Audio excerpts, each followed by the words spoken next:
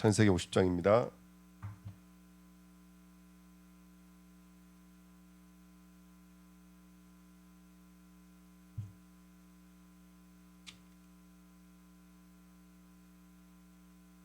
(15절부터) (21절까지) 읽겠습니다. 창세기 50장 15절부터 21절입니다.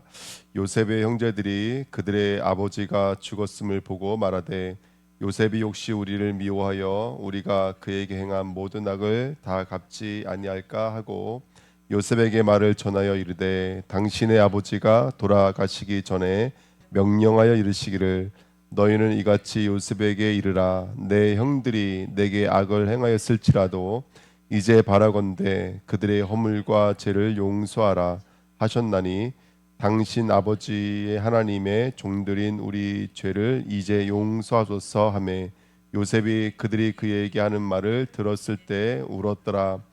그의 형들이 또 친히 와서 요셉의 앞에 엎드려 이르되 우리는 당신의 종들이니이다. 요셉이 그들에게 이르되 두려워하지 마소서 내가 하나님을 대신하리이까 당신들은 나를 해하려 하였으나 하나님은 그것을 선으로 바꾸사 오늘과 같이 많은 백성의 생명을 구원하려 하게 하시려 하셨나니 당신들은 두려워하지 마소서 내가 당신들과 당신들의 자녀를 기르리이다 하고 그들을 간곡한 말로 위로하였더라. 아멘. 하나님 감사합니다. 오늘도 귀한 새벽에 강단 말씀을 통해서 하나님의 말씀이 저희들의 심령과 마음속에 임하는 시간 되게 하시고 성취되어야 될 말씀, 이루어져야 될 말씀, 응답받아야 될 말씀을 깨달아 알아서 그 말씀 성취의 주역으로 쓰임받도록 축복해 주옵소서. 감사드리며 예수 그리스도의 이름으로 기도하옵나이다. 아멘. 이번 주 강단 말씀이 성도의 새로운 시작이었습니다. 창세기 50장은 크게 세 단락으로 나눠져 있죠. 앞에는 야곱의 죽음, 맨 뒤에는 요셉의 죽음.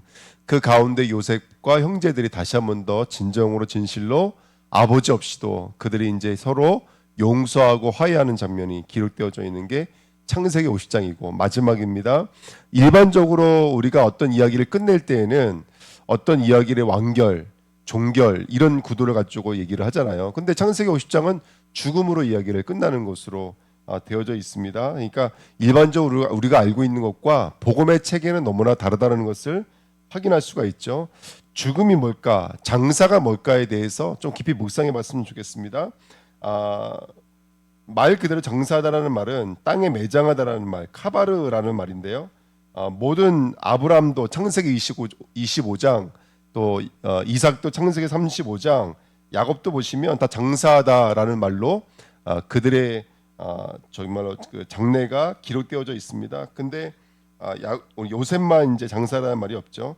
이 장사라는 말의 절기를 따져보면은 무교절이 바로 장사다라는 절기에 들어갑니다.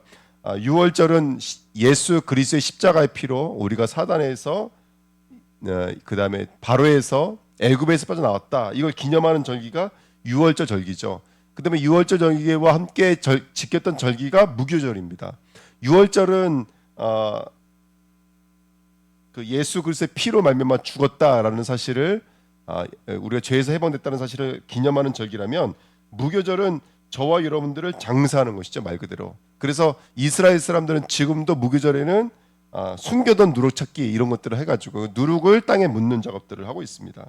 그리고 그 일주일 후에 바로 초실절이라고 해서 이제 부활을 누리는 절기입니다. 그러니까 이 무교절이라고 하는 것은 십자가 부활 사이에 있는 것이죠. 그래서 무엇을 확인하는 것이냐면 죽음이 다 끝났구나. 이게 바로 완료입니다. 죽음의 완료를 상징하는 것이자 부활의 문이 열려지는 시간표입니다. 그래서 이스라엘은 실제로 이 무교절 기간 동안에 있었던 일이 무엇이었냐면 애굽에서 나와서 바로 홍해를 건넜던 사건입니다. 근데 이 홍해를 건넜던 사건이 나중에는 고린도전서 10장 같은 데 말씀을 읽어보면 모세에 속하여 예수님에 속하여 바로 우리가 세례를 받은 사건이라 말을 하고 있죠. 그러니까 성도의 삶이라고 하는 것은 어떻게 보면은 우리는 예수를 믿었는데 이미 끝났거든요. 6월절로서 사실은 모든 절기는 끝이에요. 죄에서 나왔으니까. 근데 굳이 우리가 광야를 건너서 가나안 땅에 가야 되는, 우리가 이 땅에 목숨을 가지고 목숨을 부지하면서 이 땅을 살아가야 되는 이유는 뭐냐? 오늘 말씀드리고 있는 이 무교절의 축복을 누리는 것입니다. 우리의 누룩들을 땅에 묻는 것이며 부활의 문이 열려지는 그 순간까지도 우리는 우리의 완전한 완료의 자리까지 나아가는 그 여정이 바로 성도들의 여정인 줄 믿습니다. 그게 바로 장사하는 삶입니다. 그래서 성도에게 있어 죽음은 끝이 아니라 시작이라고 보시면 되는 줄 믿습니다. 그래서 야곱은 두 번째 죽음이었던 요셉은 장사라는 말이 아니고 입관이라고 되어져 있고요. 그가 마지막으로 유언하면서 했던 말이 뭐냐면 24절 25절에 보시면 내 해골을 메고 올라가겠다 하라라고 맹세하라는 거예요. 그렇죠? 그래서 내 해골을 메고 올라가겠다. 그러니까 요셉도 이 땅에서 죽음이 끝이 아니라는 것을 알고 있어요. 요셉도 어디로 가야 되냐? 정말로 가나안 땅으로 올라가야 된다는 것을 알고 있는 이야기라고 보시면 되겠습니다. 그래서 출애굽기 13장 19절에 보니까 모세가 요셉의 유고를 가지고 출애굽을 했다고 성경에 기록되어져 있고요.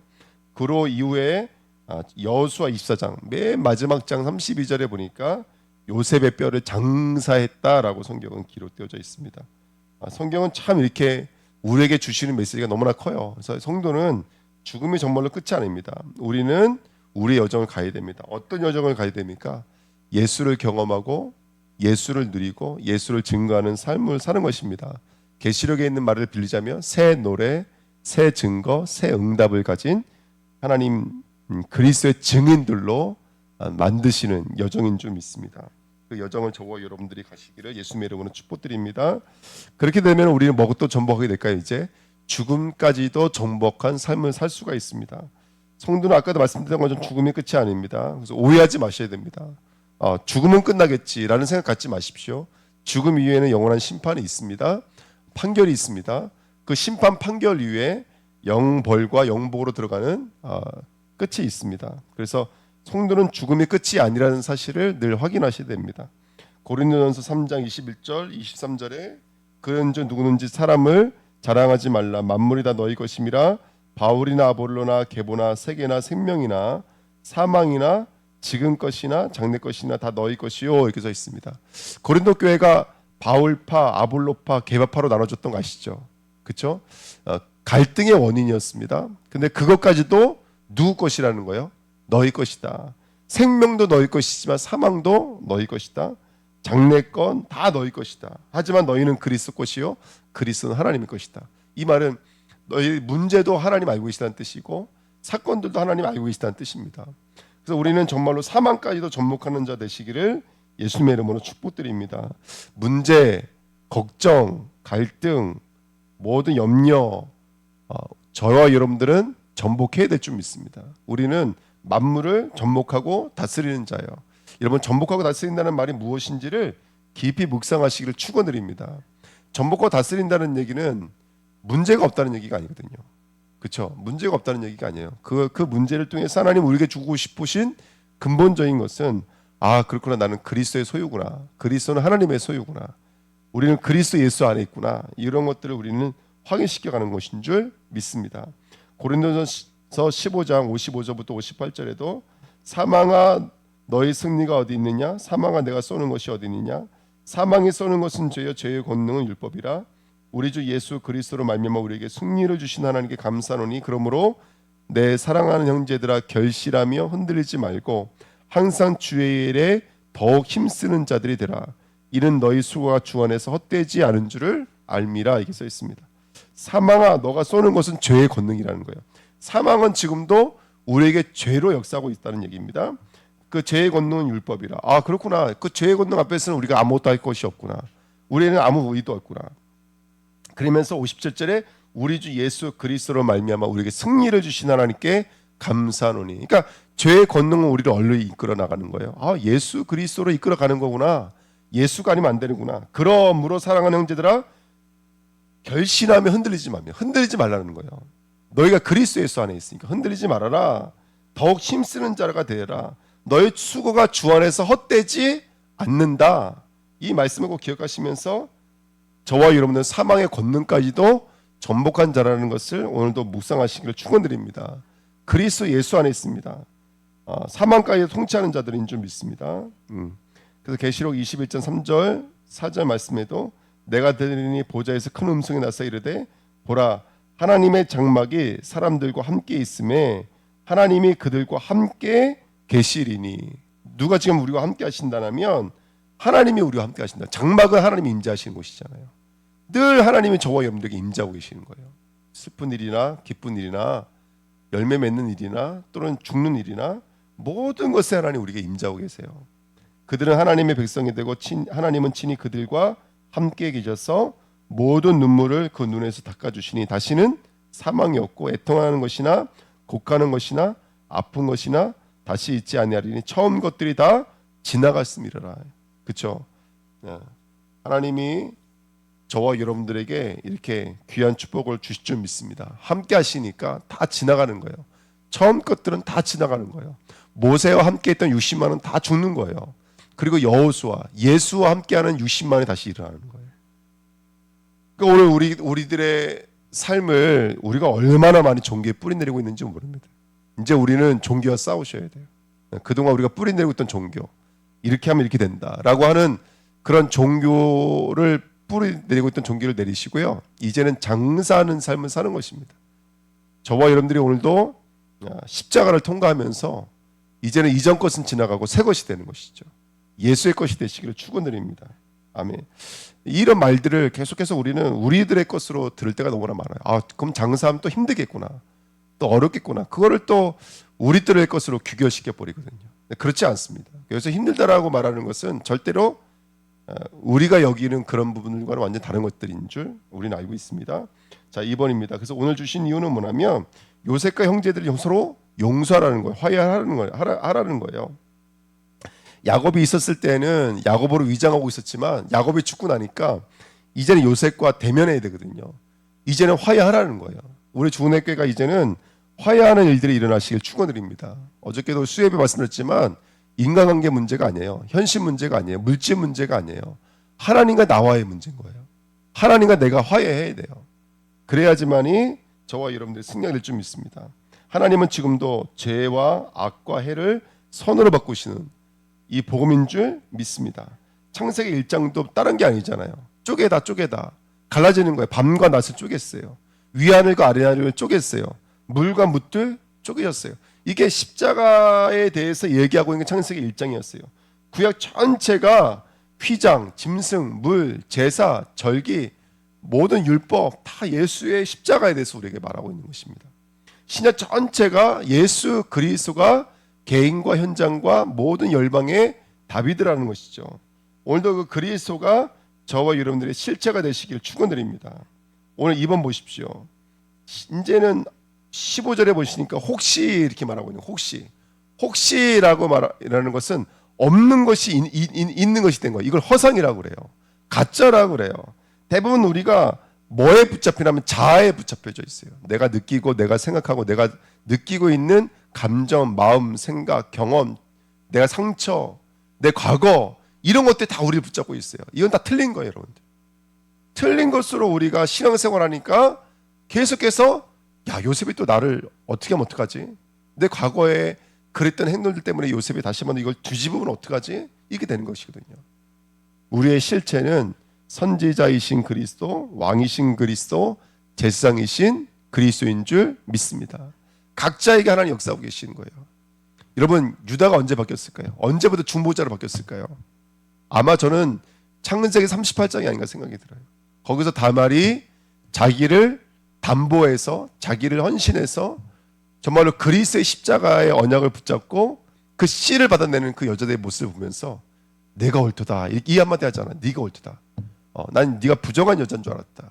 난 네가 음란한 여자인 줄 알았다. 이게 말이 되냐? 근데 지금 보니까 네가 메시아를 기다리고 있었구나.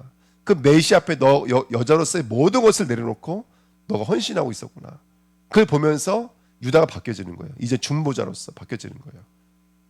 그러면서 자기 아들들을 형제들을 위해서 시몬을 위해서 베냐민을 위해서 온 가족을 위해서 중보할 수 있는 사람이 되었고 야곱도 인정했어요. 그래서 야곱이 요셉 만날 때 유다를 맨 먼저 앞서 버렸잖아요. 그런 역사가 있는 거예요. 요셉도 수많은 과정을 통해서 예수 그리스도의 모습을 닮아 있는 예수 그리스도 증거하는 선지자적 삶을 살아가고 있는 것이고요. 레위도 영혼이 흩어져야 돼요. 영원히 망할 수밖에 없는 인생이에요. 그런데 그가 하나님 앞에 헌신되어진 사람으로 레위 지파로 지제당 지파로 쓰임 받았던 것처럼 오늘 저와 여러분들의 실체가 누구인지를 오늘 발견하는 은혜가 있었으면 좋겠습니다. 요셉이 고백했죠. 내가 하나님을 대신하리이까. 하나님 앞에 서야 됩니다. 우리가 정말 하나님 앞에 서야 돼요. 혹시가 나를 붙잡지 않도록 여러분 기도하시면서, 무교절은 뭐냐? 우리의 혹시를 버리게 만드는 과정입니다. 그래서 하나님만 근거가 되고 하나님 앞에만 서게 하시는 것이 우리들의 삶인 줄 믿습니다. 요즘 젊은 사람은 MBTI 이런 얘기 많이 하더라고요. 그거 다 생각과 마음에 사로잡혀져 있는 이 땅의 사람들의 삶인 거예요. 그렇죠? 그래서 우리는 이 땅에 붙잡히지 마시고요. 정말로 하나님 앞에 서시고 하나님만 맞습니다. 하나님의 약속 앞에 서시고 하나님의 언약을 붙잡고 우리의 여정, 이 무교절의 여정을 담대히 가셔야 돼요. 그래서 우리의 누룩들을 찾아서 땅에 묻고 정말 부활의 문을 열 수 있는 그런 무교절 되시기를 예수님의 이름으로 축복드립니다. 그러면 이제 바뀌어지겠죠. 모든 것이 바뀌어지는 거예요. 모든 것이 새롭게 창조되어지는 거예요. 해가 뭘로 바뀌어진다고요? 해가 선으로 바뀌어져요. 그리고 많은 백성의 생명을 구원하게 되어져요. 이게 우리 주은혜교회가 앞으로 일어나야 될 역사인 줄 믿습니다. 저와 여러분들 문제 갈등을 통해 선지자, 제사, 왕이신 그리스도를 정말로 누리면 어느 순간 생명의 구원의 역사가 일어나기 시작해요. 이게 우리 주은혜교회에 임하셔야 돼요.